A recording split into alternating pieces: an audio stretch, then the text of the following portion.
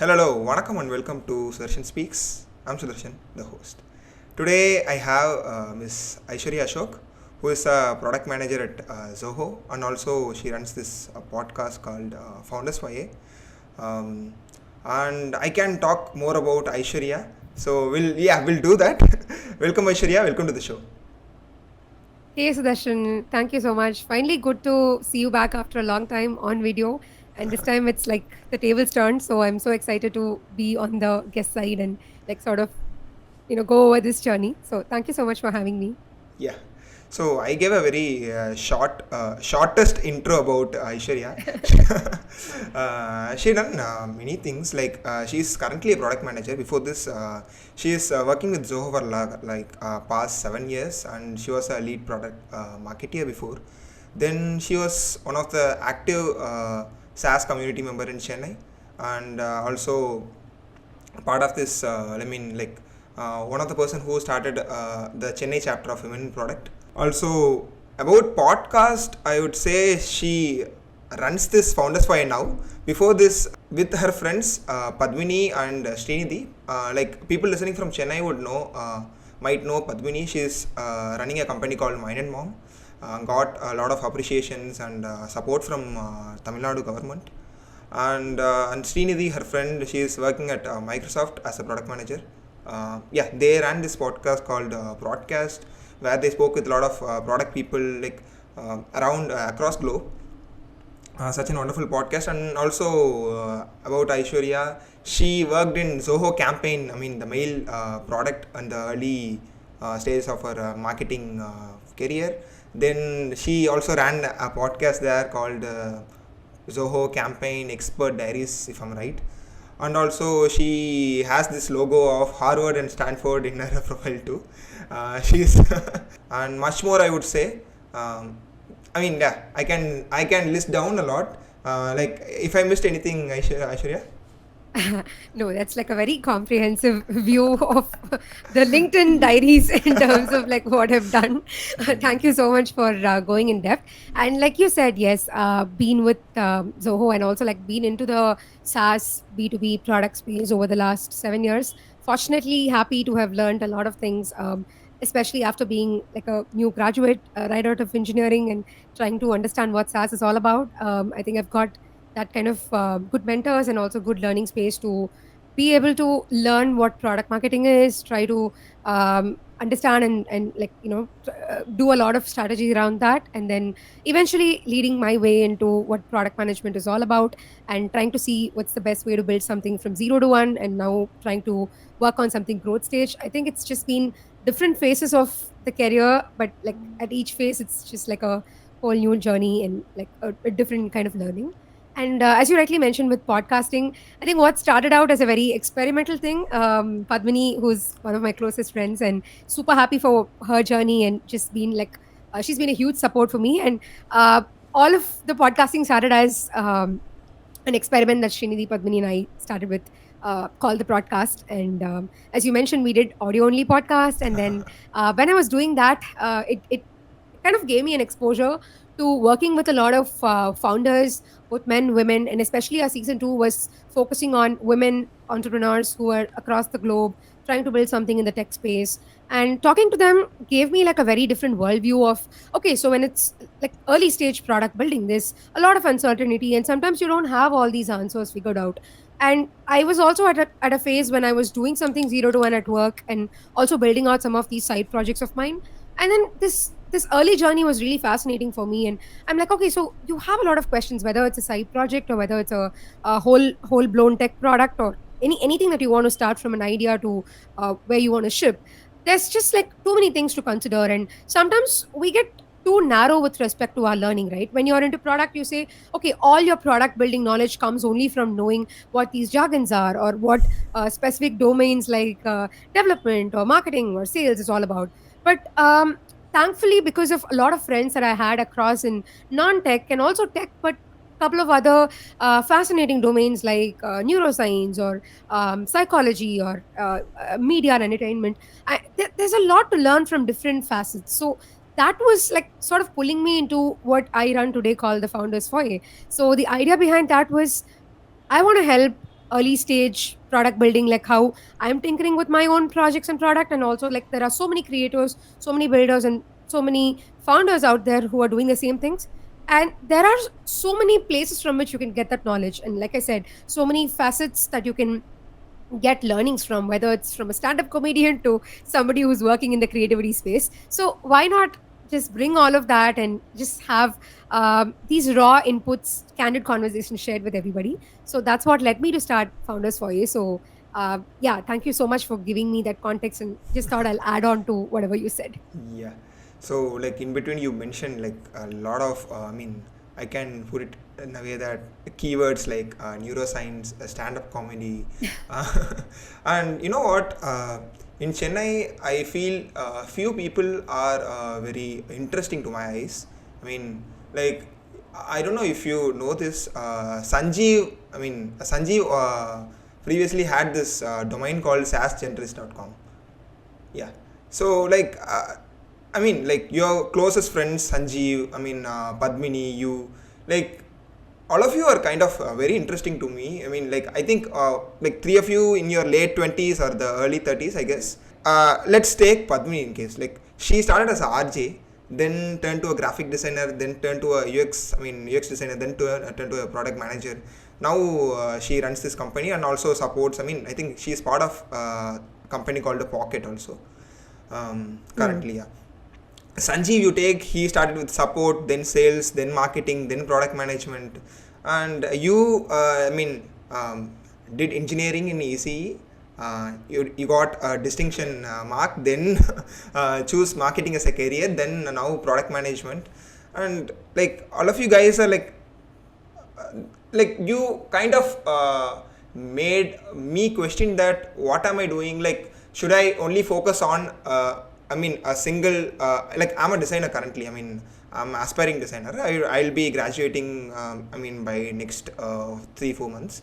Later that I wanted to become a designer, but now like when looking at you people, I just think, okay, should I be trying product management later, or should I shift my path to product marketing? What made you just jump from one place to another? That's like a great question, but it packs in a lot of for stories, all like three of how you, you. yeah. Yeah. No, I can definitely, like, having known Padmini and Sanjeev, and more about myself as well. I would probably like give you my understanding of the question, and also like how I see the three of us uh, to do some of the things that you mentioned. And to arrive at the answer, it's a accumulation that everybody who's listening to this would have to make. So let's say the example that you brought with Padmini, who in this case was having like a whole different sets of things that she did, and with Sanjeev as well. Probably uh, it was never in the first place that the three of us, or like me having to know each of them individually, came through from the fact that, oh, I know this person to be this, so that's why I'm going to be friends with them, or likewise from their end also. So it happened to be like a very accidental nature of our careers to have been what I call as non-linear, because for people looking from outside, it's like, oh, they've just been like jumping across places, or it feels like they were not happy with this, so they moved on to this. Sometimes these can also like let people feel more inspired, like how you said, oh, I also want to be that way. uh, Looking at it from the lens of, let's say, how it happened to me, it was never, at least let's say when I finished engineering, it was it was never like a typical path for me to say, oh, I want to go into B2B, I want to go into SaaS. It was not like a very decisive moment. So just putting myself out at the end of like finishing my engineering, one thing was very clear for me. I decided that I don't want to like jump into masters right away. I wanted to explore. The exploration part is what that continuously stayed with me, because by nature I am this person who likes digging into newer things, and like who just likes finding out newer things. So I realized that at the end of engineering, I was like, I like this tech part. I like the fact that there's so much in tech. At the same time, I don't want to like do software engineering immediately. Maybe I don't want to go into something that's just already done. What is something that's not done? So when I was just reading about things, Zoho and all of the other SaaS Like, how companies did you was there got in. into Zoho? Like, sorry to interrupt, but Yeah, like I think it right after was. you graduated, yeah. Yeah, so largely because Zoho was one of those hiring companies at that point in time for most of the colleges right out there. And they were also like just focusing on What about campus now? Is hiring there and any trying to. vacancies for me? Yeah, that's not going to be an answer that I'm going to like give it now. Totally skip to after podcast in terms Sure. of vacancies. Okay. But yeah, so going back, I would say that they were also like new into campus hiring and trying to just put the word out there. And honestly, when I was trying to like move into Zoho, it was also a very happenstance kind of thing. I never planned, and and for that matter, with career or with most of the interests that I take up, it's never too pre-planned. So that's probably also because the nature of the person that I am. So at that point in time, I think I was very clear with exploring kind of a phase, and I wanted to see what is out there. Like everybody keeps talking about, oh, there's this role, there's that role. So what exactly is out there? At some point in time, I was crazy enough to think, oh, is investment banking for me? Do I really want to go and read about investment banking? And like a crazy person, I was actually like reading about it back then. So Oh. it's kind of like interesting to just like put yourself out there. That doesn't mean you recklessly go and like you try to say, I'm going to like without calibrating anything. You can't like just quit something and then just jump into it. But there's nothing holding you from that curiosity or that sort of a explorative kind of a mindset that helps you understand, okay, as I'm exploring this, as I'm like looking at it with certain lens, what is there for me to take away from this? Is it something that's pulling me? So somewhere the pull was what I was optimizing for at every point in my career. I was not trying to push myself into anything. I was not like, let me just so push myself into this role, or let me just go push myself into something. It was a very I felt it as a very hard thing on me to do. I mean, if I'm able to put so much structure to it now, it's because of whatever's whatever has happened in terms of both career and with respect to whatever you said in terms of trying to take up a side hobby or trying to like do anything of that sort. In the hindsight, for me, it was largely because I was being pulled into it. I was something about it was like making me want to read more about it, or take up something about it, or just go talk to somebody about it. So this was naturally occurring, and I think Zoho was like that, where I was trying to understand what's the best thing I can do after engineering. And I like tech. I was this huge nerd with tech back then, so as I am now. But yeah, I really like tech. And I was interested in storytelling. Like I used to write a lot. I was spending more than like 10 12 hours in Quora back then when I was in college. So I just used to write a lot of blogs. I was writing poetry, so I just liked writing. And a lot of I can speak well at that point in time, and like maybe now as well. So speaking was something I really enjoyed. So I was like, okay, I like storytelling. I like building narratives. So what is it that like came across? I didn't know product marketing was a thing. I didn't even know what to do as a product marketer when I Okay. joined Zoho. So obviously it was all new to me, but I was willing to take up that new phase because I was like, okay, let's just figure it out. Let's just find what's the big deal about both of the things that I enjoy. But am I good at it? I have to yet figure out. So that was the way that I probably took up Zoho's, also largely because I had some seniors at Zoho and everybody was like raving about the company. So it's also like, okay, yeah, the company is okay. But at that point in time, not a lot of them knew about the company or knew about product marketing as a role, because it was just, it's like how product management was always a kind of a thing in the West and for so many years. But only in the last one decade has it been like a thing here with respect to Indian context.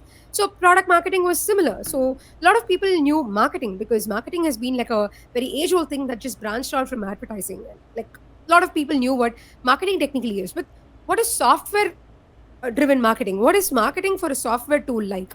What is product like? So that is something that not a lot of them knew. And so that part was very fascinating for me to like learn. So that's how I was able to like go into it.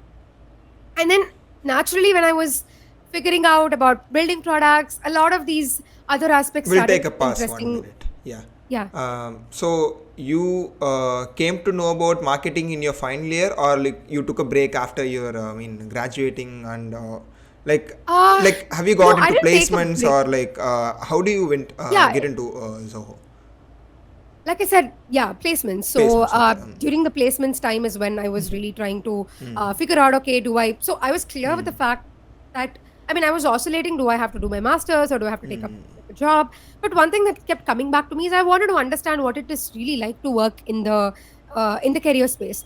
And maybe it's also a very peculiar thing that I've always grown up with.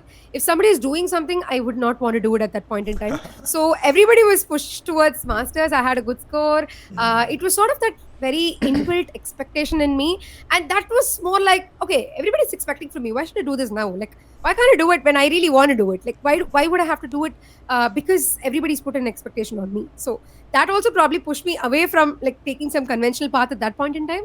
And even with a job, I wanted to take something that nobody's taken before. So probably all of this was some of my figurative learnings in the last year. But I would never say Zoho was a calculated move, right? Because when you're sure, when you're in the journey of exploration, you will never have definitive answers. You will never basically say that I want to, I want to, like, now in the hindsight, you can say, okay, I have ABC experience. So I would like to now go to a company that looks like this, or I would like to take up a project that looks like this. That's because you've been exposed to some style of work or style of learning. But as you're just new and as you're just like looking around things, you have to be willing to take a certain number of bets. But that bet doesn't mean that you don't know anything about the place and you're like, okay, fine, let me just go jump into it because Aishwarya said let's take a bet, or my mentor said let's take a bet, or Sudarshan said let's take a bet. That wouldn't work. Taking a bet is also realizing, are you like really up for it, or is something of that like pulling you? Like I said, the pull part was definitely there, not for the company, because obviously I was so new to the company. The pull part into what is exactly product marketing, why do I have to do this, what is it in it for me, like what can I learn? That What was the made pull you part. sure that you should take this bit of choosing a career as a product marketer? Like, you got a good score. I mean, you might got roles like developer during, I mean, the times of your placements. But yeah, you want to stand out from the, I mean, the crowd. I mean, your classmates or friends or anyone. But what else made made sure that you should choose this role? I mean, the marketing role. I would probably say it was interest, probably because, like I said, I enjoy tech, and when I started, figuring what is content all about, what is product marketing all about, like what do you do with writing, what is writing got to do with tech, what is like, I mean, very conventionally, people have writing as a different theme, and tech as a different theme, or speaking as a different theme. So for me, it was just that this was fascinating. It's like, okay, what is in this? Like, I can I can write well. At least to my standards back then, I wrote well, and I'm like, that's giving me joy. Reading about tech, playing around with tech tools, knowing about cloud was giving me a good feeling. I was also like tinkering into a bit of socials. I was like way too early to social media back then. Like I was hardly on any social media, which is like a very contradictory thing for most of them who know me now. But I was definitely like late into social media. But I was happily playing around with tech, with respect to Yahoo chat rooms, with respect to the docs, and like knowing what is there in cloud. So being a cloud user and also like trying Okay. to just go with the flow of tech, I think it was just fascinating. So I would rather say the interest part was what was pulling me towards it. It was never like, oh, I don't want to take this because of this. So maybe at that point in time, I could have like, I mean, I was coding, I would say not great, but to a decent extent. But that was not interesting for me, and I knew I can't be like a great software engineer if I'm going to like take up the job. So why would I want to like go into something that was not pulling me as much in? But obviously, like the worldviews have definitely changed from how I was earlier to how I am now, after knowing what is there in the product building journey. But a lot of it is like not drilling to the basics of bit, like knowing every bit and detail over there, but just trying to take that bet, but after knowing what was really pulling me. So for who's listening and who's like really thinking about, okay, when do I take that bet, is the minute you start knowing about yourself a little like more, right?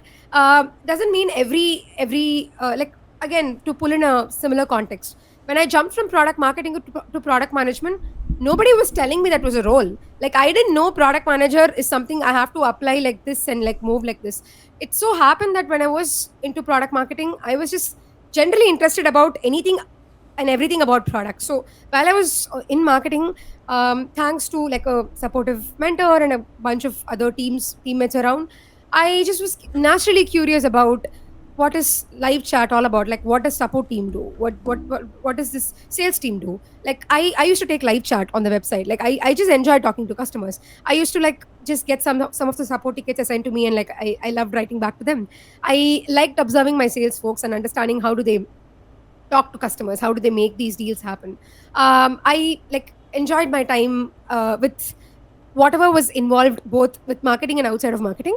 And naturally, when there was a need of building something at work, I was like, okay, let me just take up this, let me just draw out a few flows and try to understand where this is going. And there was no like proper product management arrangement at that point in time. So I was technically doing a role before like this role called me for, and I liked it. And I was like, oh, okay, this is what. And later, when somebody mentioned to me, oh, this is what product management is all about, and obviously the community and everybody around, they're like, hey, you're doing that already, and it's good because you're doing it without the actual title. And it's how do you find it? I'm like, yeah, it's nice, and like it's definitely interesting because that was another phase in time where I'm like, oh, like I had ABC learnings. Now this is giving me like another whole like parallel set of learnings. So I always tell people that being in marketing, product marketing, and moving to product management was definitely a great plus for me in terms of my learning, because when I'm building out features, I'll know how to position that for the market.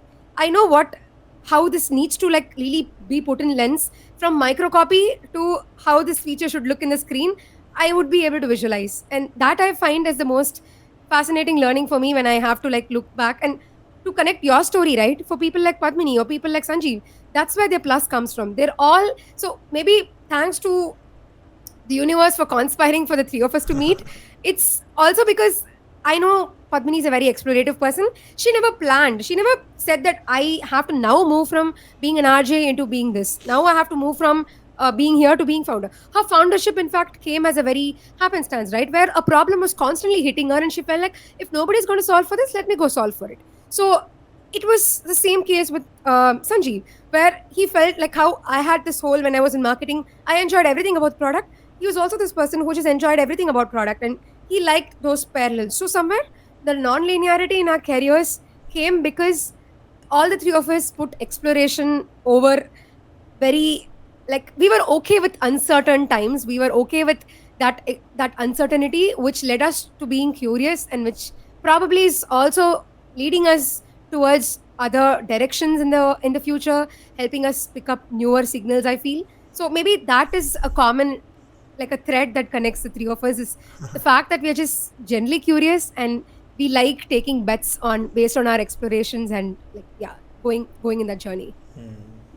I can relate a lot with the podcast which I did with Sanjeev.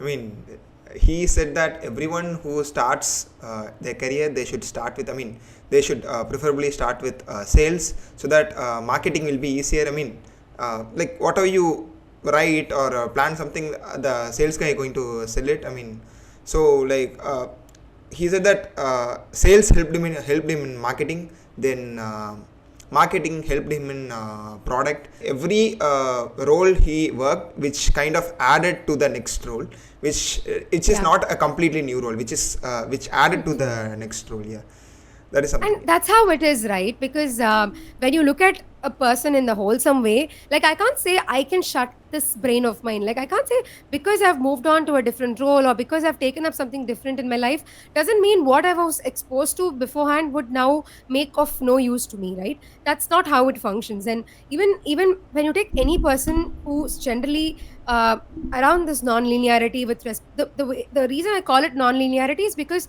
there's no linear way. Like it's not about okay, I have to be in marketing or I have to be in product, I have to be in engineering. You just have to look at only that. Well, it works out for some people. I don't mean that this is the pattern that everybody needs to follow, right? It's just a matter of, is it really giving you joy? So I used to like joke around, like saying that I like to be the jack of joy trades. Like sometimes I say it's okay if I don't be a master of one, I'm fine with it.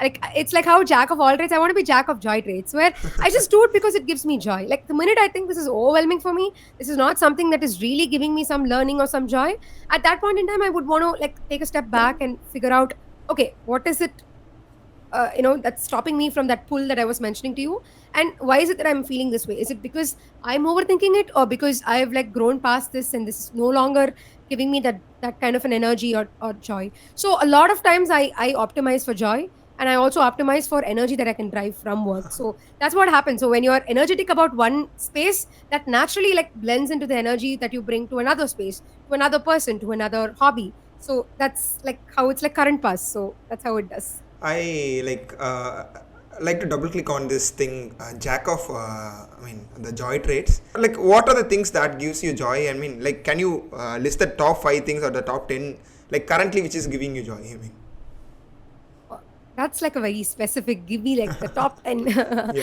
answers to it. Joy doesn't mean it doesn't come without any pain. It doesn't mean that you do it because it takes 5 minutes of your time. No, that's not what I meant as giving joy.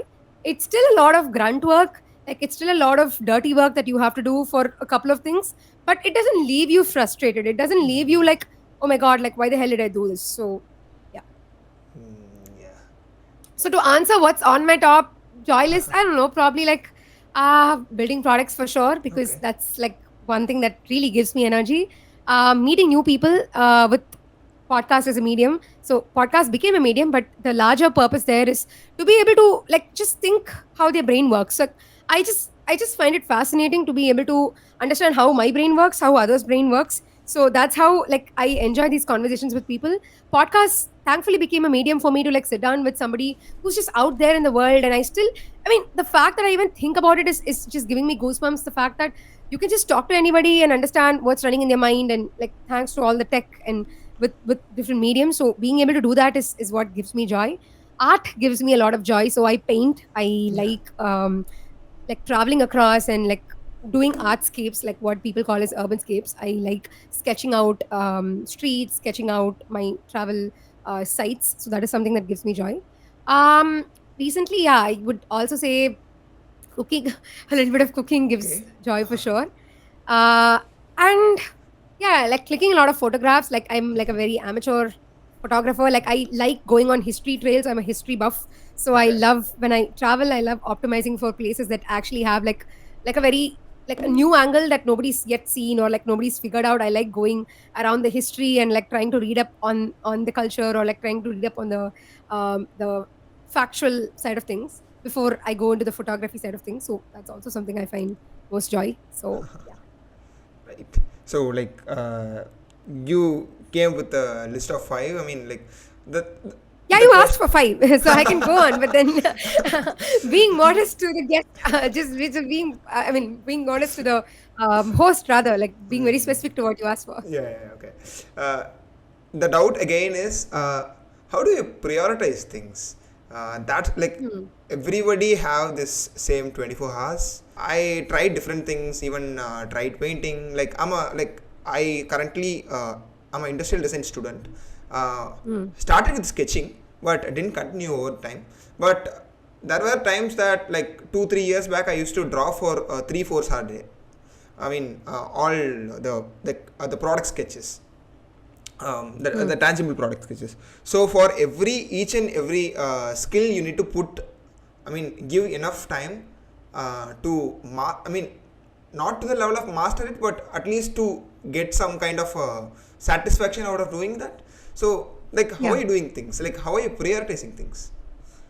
I think you sort of answer that question in your own question itself. Okay. So, like you said, a couple of years ago, I used to do this, and this is how I do it now. So, once again, the structure to it is something that I recently figured out that I've always been thinking this way. And one of my close friends now on the internet, Karthik Puvada, he goes by KP on the internet. And when I was chatting with KP, and I was also like, and he's also a fellow person who enjoys doing a bunch of things, who's just super energetic, and you sort of like drive energy from him the minute you start talking to him. So one thing that we both were chatting about is like wanting to do a lot of things. Like you just have this flush of ideas in your mind, and you're like, oh, you wake up wanting to do this and do that, and like just wanting to go in all directions possible. Who put this term for me called seasonal version of yourself? Like this season of Aishwarya, what would she want to do?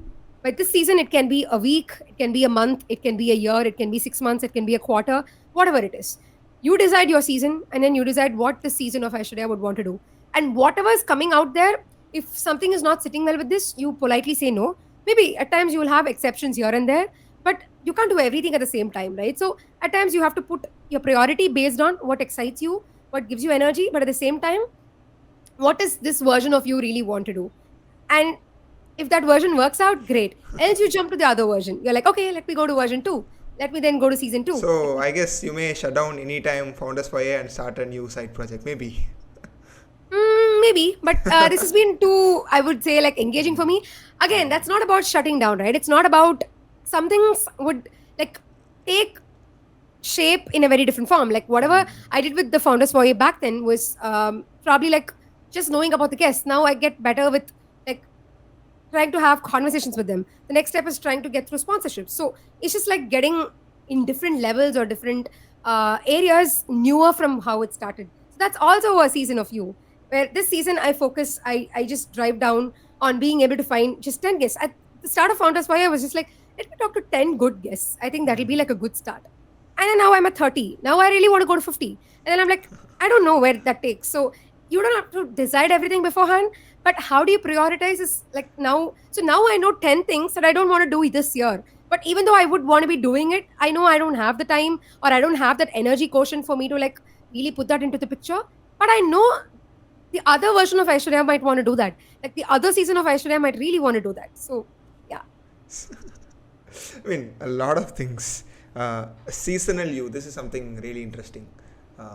I would definitely need to watch that episode of you with KP.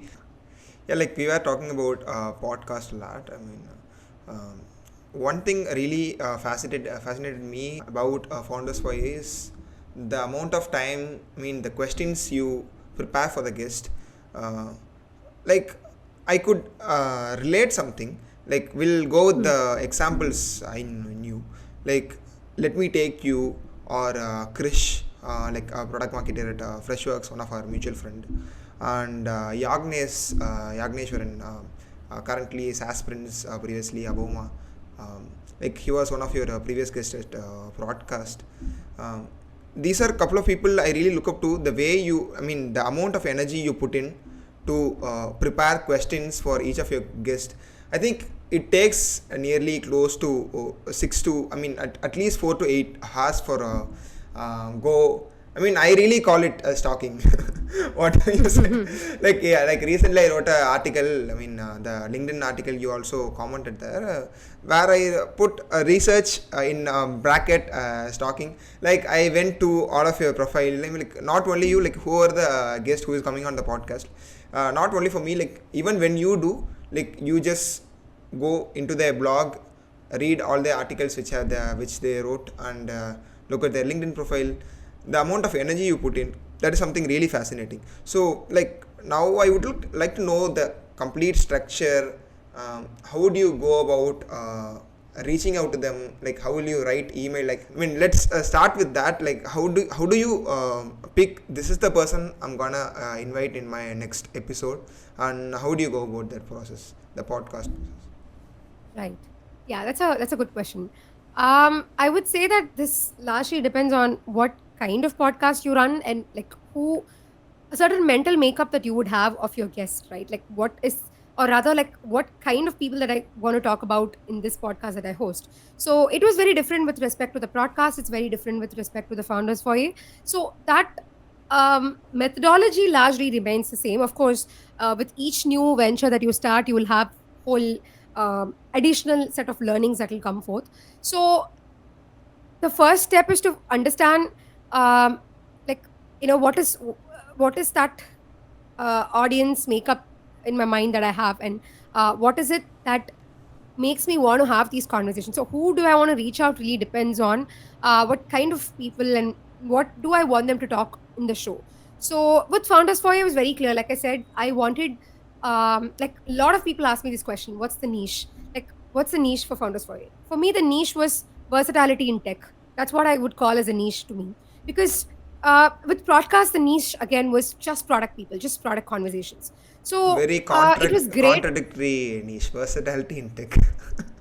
Yes, When it comes yes. to versatility, where's niche again? Yeah. Exactly. Exactly why I tell people that with founders why I don't want to like see this if you take product management, there's so many product management based podcasts or courses, or there's a lot of content. And for that factor, I know both of us are great fans of Lenny, and Lenny hosts this amazing product podcast. So at the same time, Lenny also, though he says product is his niche, if you notice, he also brings in people from different facets who are all from very different lines of product, and he doesn't just stick When are to you bringing only Lenny on the PMs show? particularly. I would say it is brewing up probably. I mean, I Okay. could surprise people. So not sure, but I could surprise people. Cool. So yeah. So yeah, even with respect to his work, he's not going to keep featuring only PMs, right? He talks to product marketers, product customer success folks. He talks to people who are leadership coaches and execs and all of them. So the fact that for me, I realized that the minute you start thinking only around a certain circle, you'll start getting knowledge only from that line. Of course, you'll have diversity in terms of what's been done in Figma, that's different, what's been done in Zoho, that's different, what's been done in Freshworks, that's different. But what has been done in stand-up comedy, that's different? How can that apply here? What's been done in psychology and AI research that can be like naturally plugged upon here? So I wanted to bring those kind of like dinner table, coffee table conversations that can actually apply back to tech, that can apply back to building ideas, building products, but in a way that would like just have an outside umbrella of tech, but have like so many other dimensions to take inside. So when people ask me niche, I'm like, yeah, versatility in tech is going to be my niche. So that is what I was very clear about for Founders Foyer. So naturally, people I started reaching out to were folks who have built that early stage products or who tinker around with projects, who have done that dirty work, right? Who know what it takes to build that 0 to 1, or who know what it means to put something out, fail at it, come back, do it better the next time, keep doing at it. So this became my criteria. So obviously, one thing I've learned out of doing audio podcasts and switching on to video. So video was naturally a new learning for me, and it's not that I was like scared of video or anything, but I always thought video was a lot of work, and it was something that I was not really like a pro at it. Like I barely knew what instruments or like what equipments to use and how to set things up and all of this. Dude, you know So what? I'm shit scared about video. Like, like after the last video with Anil Reddy, many of, I mean, people who are like who I look up to, they just came into the chat and saying, Sudarshan, go cut your hair. Sudarshan, be professional when you are talking. Don't drink water. I was like, no, I can't do oh, that. trust me. Those are all like I said, no. Oftentimes it's just like these kind of like rules and these kind of like whatever challenges that come through hinders our motive towards recording. So for the longest time, I thought, okay, video is going to take a lot of work, and I'm like, okay, I have to decide what to wear, how to look like, whatever. It's just like a lot of things to process in mind. But I honestly enjoyed being on video the first time I recorded on video. I'm like, oh wait, I really didn't think I would enjoy this so much.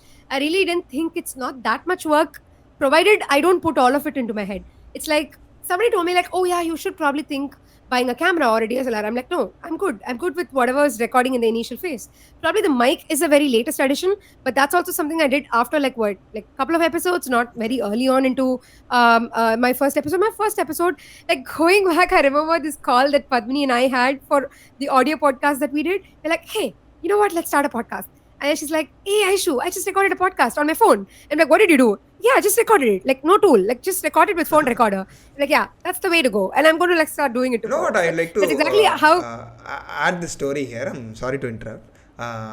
Like a couple of years back during 2020, like when I was doing like I did 4 or 5 episodes for Tamilpreneur. I just have my phone with me, nothing else. And Sham there told me, go inside a blanket and record the episode. Then I did it for a while. Then I just went inside my car, like after 10 p.m. at the night, so that no bikes or cars Correct. go. Correct. So Correct. that's how I did for 4 or 5 episodes with Tamilpreneur. That was something really fun. Then I went with my brother's laptop. I don't have a laptop back in 2021 when I started my podcast. Then this mic, Chris gave me this mic. Like this is Chris' old mic, so he gave it to me. Then like in between that, one of my friend gifted me another mic. I think it happened over the time. Yeah, exactly. So that I mean, both your journey and what we did, like what I did particularly, also comes to one common lesson is that sometimes you just have to get very scrappy. Like you have to be permissionless. Like you can't just keep waiting. It's like how there's one favorite quote of mine from James Clear, the famous Atomic Habits author. Yeah. But like I've been following his newsletter way for too many years. And one thing that I really enjoy what he says is um, like one way of procrastination is also like using time to prepare. Like you obviously have to prepare, but the time spent in preparation should not become the hindrance to actually getting that work done. So the minute you keep like thinking about, oh, I need like a checklist where I need A, B, C, D, and then you keep ticking all of that in, sometimes you'll never like get all of that ticked in, and sometimes because of that you'll not be able to do that particular action. So with podcasts, I'm very clear. I want to get as scrappy as possible, and it's okay. Let's just record and see where things go. We can get better with each episode, but that doesn't mean it should stop you from recording. So as long as I had like a decent headphones, I used an AirPods, I used a laptop for recording. That's it. I was set. I'm like okay. And a lot of fellow podcasters that I met, whether it's Greg Eisenberg, who actually like writes on Twitter saying, "Here's my here's my little studio from where I record, and that's his closet." Where he has like clothes all around. He has a center stool on top of which he keeps his laptop. It's a small white space just behind. Now he's moved to a bigger setup that he posted, but like for years together he kept doing podcasts from that. That's exactly what I'm doing as well. Like, this is a corner of my room, and I just like allocated a small corner with my working table, and that's where I record from. So it's okay. You just can get scrappy. I mean, at the end of the day, the value is for the content. Of course, you have to be presentable. All of that is there, but doesn't mean that you have to like give too much priority and importance to the way you look and the way you like do all of these fancy little setup around, but actually lose focus on content. That's going to hurt a lot. So the minute you start bringing in value to your content, you start putting in that effort into making what you speak count, then I think that's the major part out of what you do. So that is something I optimize for. I said okay, it's fine. I'll go on the minimal video as possible. I'll go on whatever is the audio I can afford at that point in time. Let's just go. Let's just keep launching episode. It came back. A lot of people started pinging saying, "Hey, this is a good initiative. It's so good to see so many conversations come up." And each time it's a new guest. It's somebody who's in Stanford. It's somebody who probably built something out. It's Aarti. It's Matt, and it's just like people started enjoying that. And that naturally made me like continue in terms of okay, I think this is going on well. Let's just keep at it. And each time I reflected on saying, okay, maybe sound could have been better. So at that point in time, a friend of mine was forcing me into buying a mic, and it turned out to be a great investment. But I didn't do it because I wanted it in the first episode. I didn't wait for the episode because there was no mic. So that brings me to the point that when you launch something, whether it's a podcast, I mean, whether it's a podcast or oh well, I just said my podcast name. Whether it's podcast or whether it's a product or whether it's a side project, whatever. I think being scrappy and like not seeking permission to ship something is really important. So yeah, that's like one way to like prove that you have what it takes to put it out and then keep learning from the journey. So that, and yeah, coming back to that question that you were asking me about, like how do I reach out to people. So one thing that I did a little different for the founders foyer was I started exposing myself to the guests that I would eventually want to be on the show, which means if I want somebody like let's say Aarti to be on the show, of course in Aarti's case it was a little fairly straightforward because I've like followed Aarti for the longest time, and I've like really looked up to her work and been following her for years now, and Sriram as well for years now. So I kind of know ins and outs of like what I need to speak to her about because I'm like a little fangirl of her and I've seen her work, and I know what it takes. So if it's going to be a newer kind of guest, like let's say Dr. Julie Garner, whom I actually chanced upon through a tweet, and it was resounding. It was like as though she just spoke my mind, and I'm like, oh wait, this lady is actually talking so much sense. Let me just go follow her. And over the next a month and 2 months went over, I so much of her content was just ingesting for me, and in the end, I realized that you know what, this is just like crazy enough that she has so many good thoughts, and a lot of it was like going well with the kind of the thoughts that I think about, and it was like she's so resounding for people like me, people like so many of us who think like we're weirdos, but then she made so much sense out of it. She's like, no, yeah, you can be weirdos, you can be like great. So I was like, I have to have her on the podcast. So I just sent a message to her saying, hey, I've done and by then I had done like a couple of episodes in Founders Foyer, so it was kind of contextual for me to reach out to her and say, hey, I know we are speaking for the first time now, but I've like been following your work, and this is where all of your exposure to this person gets very contextual when you send them a cold email, right? You cannot just send an email and expect people to say yes to you, or just get angry because they said no to you, whatever, because a lot of times they can probably not accommodate your schedule in their schedule, so that can happen quite often. So with cold emailing, it just gets better each time. Probably I sent 50, And 60 cold Aishwarya, when emails do you before I. record your podcast? During night, I mean the midnight, or when do you usually record the episodes? It's a combination of late nights like what we're doing now, or it's also sometimes early in the morning. Sometimes it's the weekend mornings or weekend nights, so Because depends. like I mean there is a difference in time, right? I mean like Time most of zone, the people yeah, are yeah, from yeah. US. Correct, correct. And that's also one thing that I would want to touch upon is that start of the episode, I promised myself that I am not going to discriminate anybody based on um, where they are in the world, or like, I mean, yeah, it would be great to feature people more from India, people more from Chennai, people more from where you are, the city that you're in. But I think I was not optimizing for ethnicity, or not optimizing for nationality, trying to say I want to bring in only Indians, whatever. But that was not my focus. My focus was, where is the purpose? Like, how do I get those different dimensions? I was just optimizing for people. Like, I find this person interesting. Whoever you are, wherever you are, I'm going to get you. Like, I just want you to be on the podcast so that everybody around can make sense from this person, right? So, and a lot of people ask me questions around that as well. Like, it'll be great to probably, why is the fact that you pick people who sometimes are Indians but who are outside India, or sometimes they're from India? Is it like a certain calculation that you have in mind? I'm like, no. I mean, like, the fact that you thought so much about it, like, is very fascinating for me. But I never thought more about, okay, are they like certain backgrounds or nothing like that. It's just who they are as people. They have done some incredible work. They are fantastic with their careers, or with whatever they've shipped. Their brain, like, is amusing, and I want them on the show. That's how much I think about. So the small change, like I said, for Founders for You is, I expose myself to their content, to who they are as a person. Sometimes it gets sooner because I have known them from all along, like Aarti, or like a bunch of others that I recorded on the show, like KP.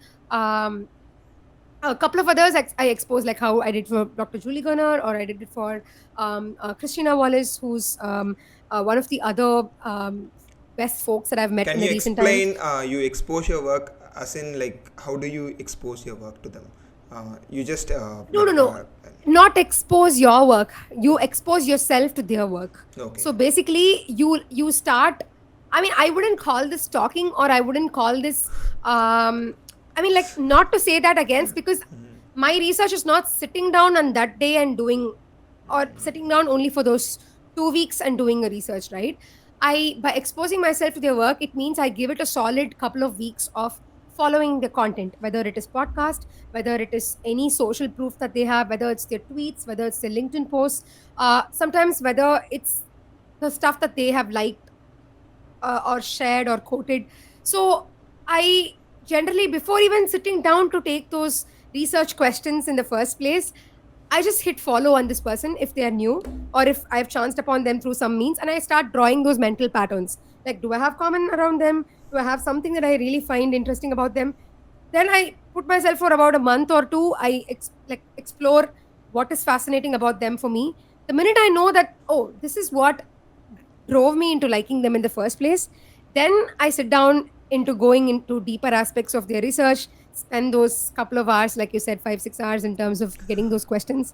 So I optimize for relationships. So when I reach out to podcast guests, I mean, I don't say it boastfully, but sometimes it's like lovely when I write to podcast guests, they write back to me in no time. They're like, yeah, like they remember me. So that is what I wanted to optimize for. It's not the fact that I just want to write to them because I want them to be on the podcast. It's more about, I want to build a friendship with them. It's the fact that I really enjoyed who they are as a person, and I really want to celebrate them as a person, and like, like, have that sort of a mutual understanding of each other, and like, that's what I want to optimize for. Okay, I already mentioned two of the things I like. I would like to see your notes.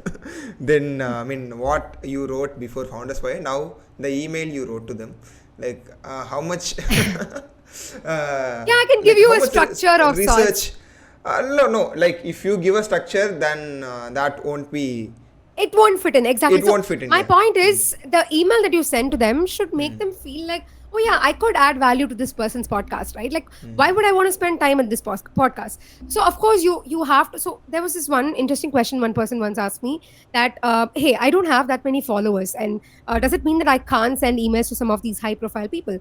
Of course, when I send emails to, like, let's say Tony Faddle today, it's not like, yeah, he's, by the way, he has responded to me on Twitter, so I take boast of the fact that he has taken time to respond to me, but not in the facet that I would be able to immediately host him, because he tends to have his own schedule, and people all tend to have their own life schedules, right? So you can't expect, or you can't right royally claim somebody's time or availability, and just because you deserve them, or just because you deserve to host something. So you have to be humble enough to think about the fact that it's okay that sometimes, even or despite of all the efforts, things could not convene into a certain specific outcome that you wanted, and that's okay. So largely what matters is the effort that you took in, and also the fact that sometimes the second third time of reaching out to this person is also worked out for me. So it's the long term benefit that you would want to be like exposing yourself with this kind of a person you want to reach out to. So even the cold message or the cold email that you send them, try to optimize it more for the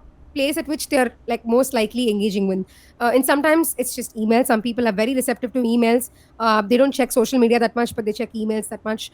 Sometimes people are there on Twitter DMs. Sometimes people are there on, let's say, on LinkedIn. So just optimize for the place that they are in. So like, how do you go about it?